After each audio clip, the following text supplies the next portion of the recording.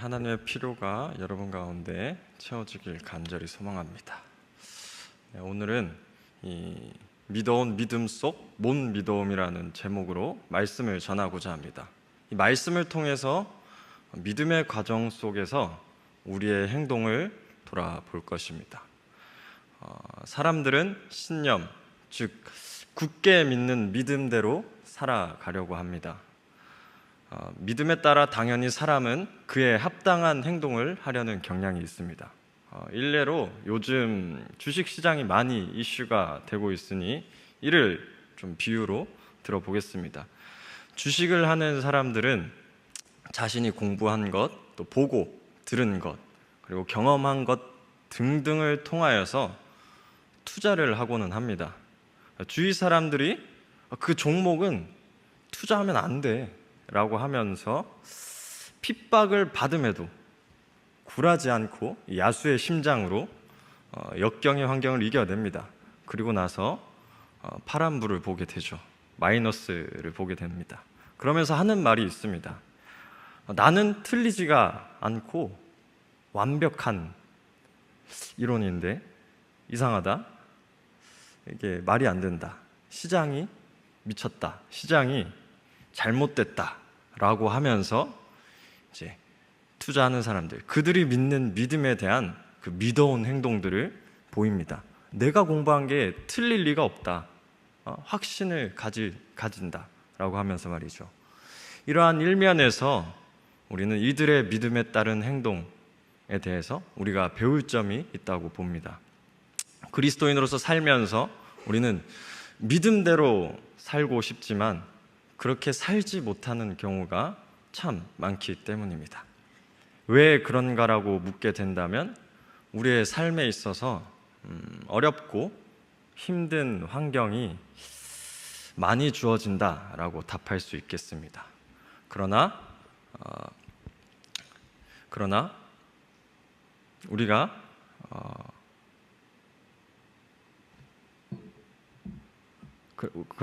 믿음 속에서 믿음, 즉 신자다움을 보이지 못한다면, 우리의 믿음이 환경에 따라서 변하게 된다면 이 마지막 때를 살아가고 있는 이 순간에서 우리는 어떤 일을 겪게 될까요? 그리고 어떻게 하면 우리의 못 믿음을 바꿀 수 있는지, 이 데살로니가후서의 말씀을 통해서 믿어온 믿음 속 믿음, 신자다움을 회복하는 시간이 되길 소망합니다. 데살로니가 후서를 이해하는 데 앞서서 이 데살로니가 교회의 상황을 알아야겠습니다. 사도 바울과 실라와 그의 문화생 디모데는 이 데살로니가에 잠시 머물다가 박해의 압력 속에서 어쩔 수 없이 떠나게 되었습니다. 돌아가고 싶었으나 박해를 받았고, 또 말씀해 보면 사탄이 막았기 때문에 바울과 실라는 데살로니가에 다시 돌아갈 수가 없었습니다. 그렇게 해서 애타는 마음으로, 사랑으로 바라보다가 참다 못해서 그들은 디모데를 대신 데살로니가 교회를 보내서 교회를 안정시키려고 했습니다. 그렇게 디모데는 교회 상황을 알아보았고, 그 교회의 상황에서 그들의 영적으로 강건하다는 이 좋은 소식을 들고 왔습니다. 그때 데살로니가 교회는 사도 바울이 보기에 있어서 믿음의 사역과 사랑의 수고와 또 소망의 인내를 가진 교회였습니다. 믿음, 사랑, 소망에 대한 조화를 가진 곳으로서 예수 그리스도와의 관계가 바로 잡혀 있었다는 것을 보게 됩니다. 참된 그리스도인의 삶을 살고 있는 것이죠. 그러나 그 교제를 나누는가 동시에 데살로니가 교회는 핍박을 받고 있었고, 실제적으로 삶에서 음란의 문제, 또 예수님의 재림에 대한 잘못된 이해로서 실제적으로 교회 가운데 게으른 사람들이 존재했습니다. 현실적인 상황 속에서 어려움을 겪고 있는 것이었죠. 이에 바울은 이 데살로니가 교회들을 위하여서 편지를 씁니다.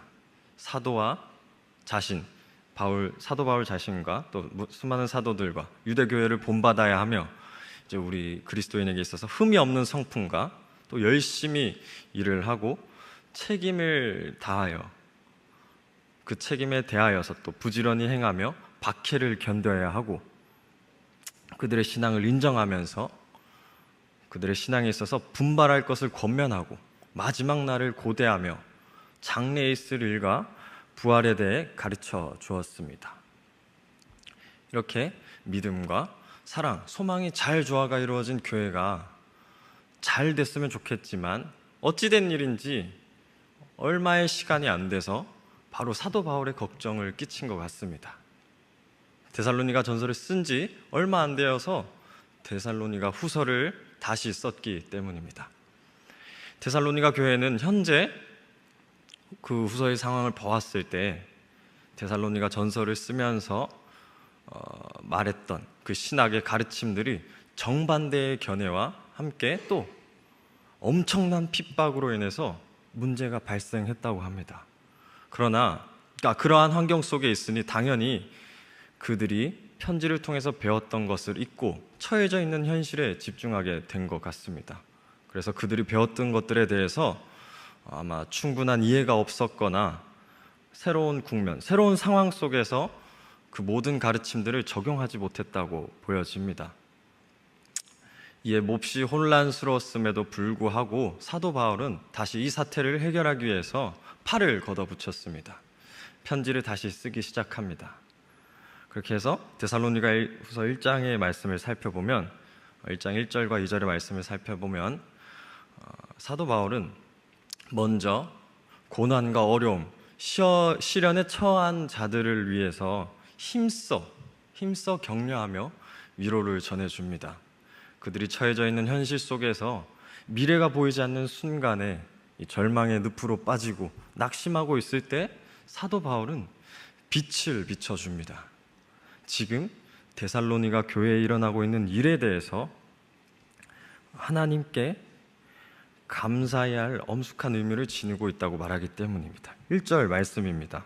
바울과 실루아노와 디모데는 하나님 우리 아버지와 주 예수 그리스도 안에 있는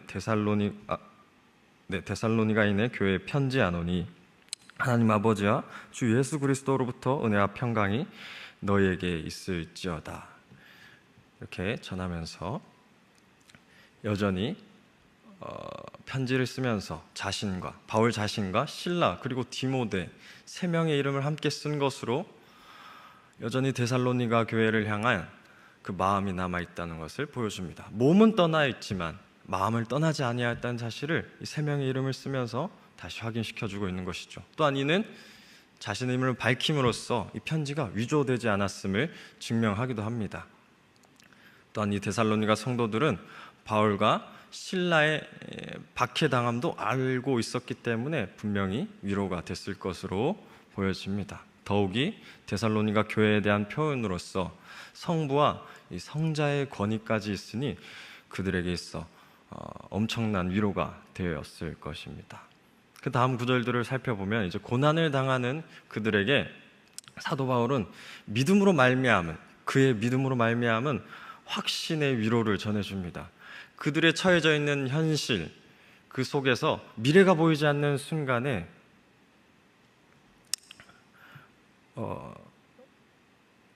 여전히 하나님의 일하심이 증거하는 것을 보여주고 있습니다. 왜냐하면 하나님께서 항상 그들의 고백으로서 항상 바울은 하나님께 감사하다고 이야기했기 때문입니다. 그뿐만 아니라 데살로니가 교회에 있는 성도들이 겪는 박해와 환난 속에서 인내와 믿음으로 견디는 것에 대하여 바울이 목회자의 심정으로 그들을 칭찬합니다. 그들은 영적인 성장의 동기가 이미 하나님께서 함께 하시기 때문에 더욱이 바울은 격려를 하고 있는 것입니다. 하나님의 여러 교회가 데살로니가 교회를 보고 지속적으로 본받고 배워야 한다고 전하면서 그렇게 그 말씀을 뒷받침하고 있습니다. 그러한 믿음과 사랑의 증표로서 바울은 이렇게 편지를 쓰고 있는데 그것으로 그치는 것이 아니라 소망에 대한 미래에 있을 일에 대한 조화도 함께 있음을 가르칩니다. 이 겪고 있는 환난과 박해가 단순히 하나님께서 함께 하시고 그들의 믿음과 사랑이 자라게 하는 것뿐만이 아니라 하나님의 공의로운 심판의 표임과 동시에 하나님 나라에 합당한 자로 여김을 받게 하려 하심이라고 말씀하십니다. 5절 말씀입니다. 이는 하나님의 공의로운 심판의 표요 너희로 하여금 하나님 나라에 합당한 자로 여김을 받게 하려 함이니 그 나라를 위하여 너희가 또한 고난을 받느니라 라고 하면서 이런 말씀을 하신 이유는 이제 우리가 어떠한 자들인지를 다시 생각하게 만들죠. 성도는 하나님 나라에 속한 사람들입니다. 그러나 여전히 구속받지 못한 세상에 살고 있기 때문에 하나님 나라의 백성으로서 믿음 속에서 박해와 환난을 겪을 수밖에 없습니다. 여기서 유의할 것은 박해와 환난을 받는 것 자체가 하나님 나라에 합당한 자로 여김을 받는 것은 아닙니다. 이를 주의해야 하며 또 하나님께서는 믿음과 사랑, 소망을 조화롭게 하여서 영원한 하나님 나라를 위해 준비하고 사용하고 있음을 보여줍니다. 그리고 이어서 2장의 말씀을 살펴보면 핍박과 환난에 대한 어려움 속에서 또 다른 부가적으로 찾아오는 것이 있다고 합니다. 거짓된 가르침인 것이죠. 이에 사도 바울은 형제들에게 소망을 가지지 못하는 공의의 심판을 받는 자들과 같이 슬퍼하지 않게 하기 위하여 가르침을 다시 한번 보여주기에 시도를 하죠. 종말의 날에 있을 일에 대하여 징후가 그 증상이 나타나지 않았으므로 아직 거짓 선지자들이 말하는 주의 날이 시작됐다고 볼 수가 없다. 여기서 우리는 표면적으로 이 데살로니가 성도들에게 있어서 문제가 종말이 가까워는 것이 대두가 되고 있음을 보게 되죠. 그런데 이 2장의 맥락을 좀 더 깊숙이 살펴보게 된다면 더욱 중요한 문제가 발견됩니다. 그건 바로 사탄의 속임수입니다. 말씀을 보겠습니다. 2장 3절의 말씀을 보면 이제 누가 어떻게 하여도 너희가 미혹되지 말라. 먼저 배교하는 일이 있고 저 불법의 사람 곧 멸망의 아들이 나타나기 전에는 그날이 이르지 아니하리니. 그리고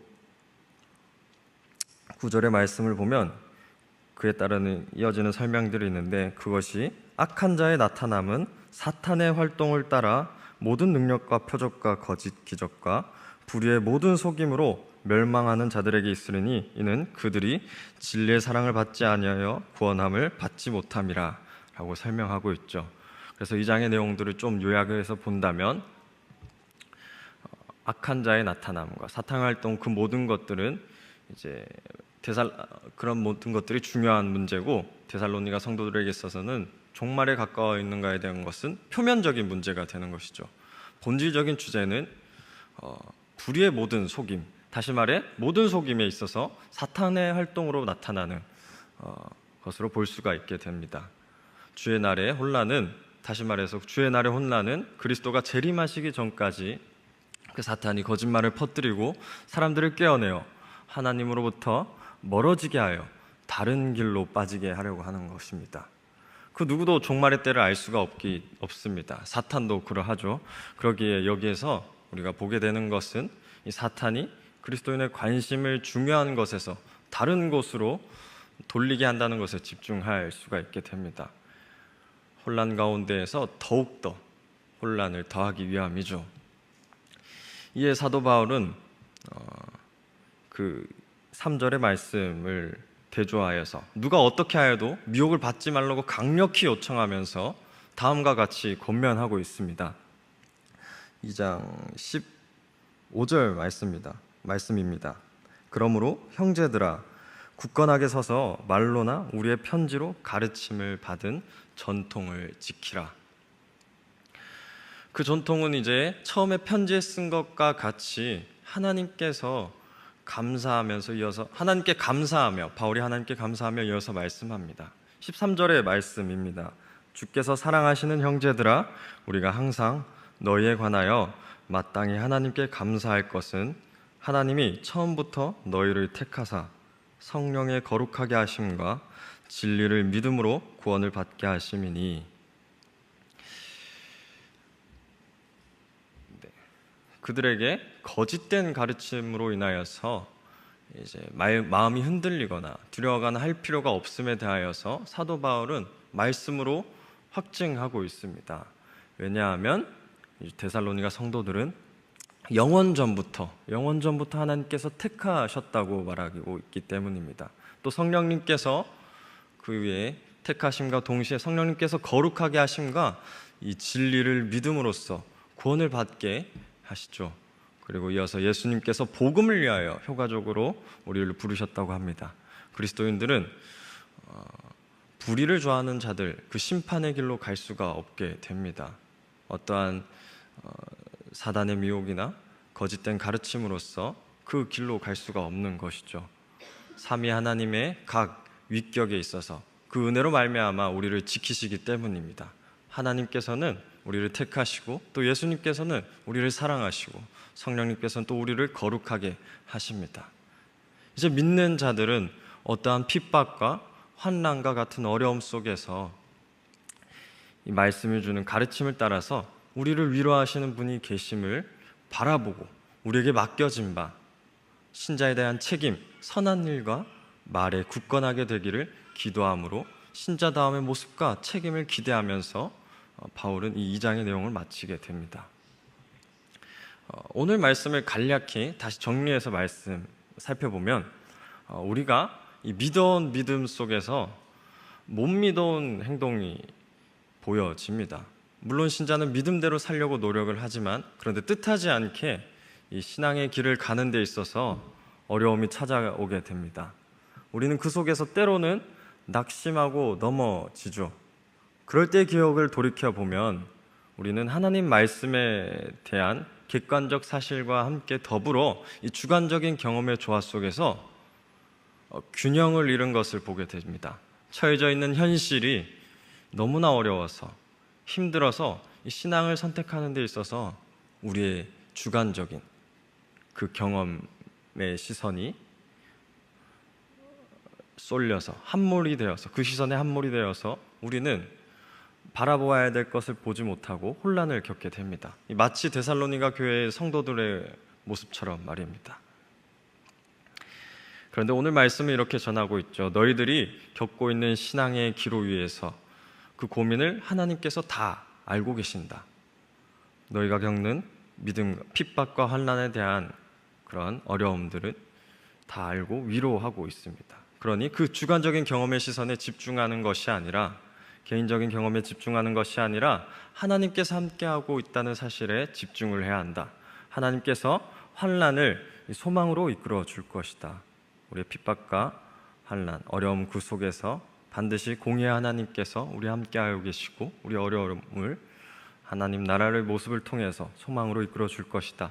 그러니 어떠한 세상의 속임에 넘어가거나 어떠한 말에 거짓된 가르침에 미혹되어서는 안 된다. 흔들리지 말고 하나님께서 택하셨다는 사실과 예수님께서 사랑하셔 우리를 부르셨고 성령님께서 그 길을 거룩하게 이끌어 주신다. 그러니 하나님 말씀에 대하여서 이제 객관적인 사실뿐만이 아니라 하나님 말씀뿐만이 아니라 인격적으로도 그 말씀에 의지하여 우리의 경험을 의지하는 것이 아니라 그 말씀에 의지하여 하나님과 함께 하심을 기억해야 한다. 그러니 이 믿음 속에서 우리의 믿음과 신자다움을 살아가기 위하여서는 우리의 경험에 초점을 맞추는 것이 아니라 우리에게 주어진 객관적인 사실인 하나님 말씀에 더욱더 시선을 돌리고 그 성경에 적혀 있는 내용들이 정말로 우리에게 인격적으로 다가와서 그 말씀을 통하여서 우리의 삶에 적용하며 그 모든 어려움과 환난을 이겨내야겠습니다. 우리 하나님께서 분명히 함께 하시고 우리를 창세전부터 영원전부터 이미 우리를 택하시고 부르셨다고 말씀하고 있기 때문입니다.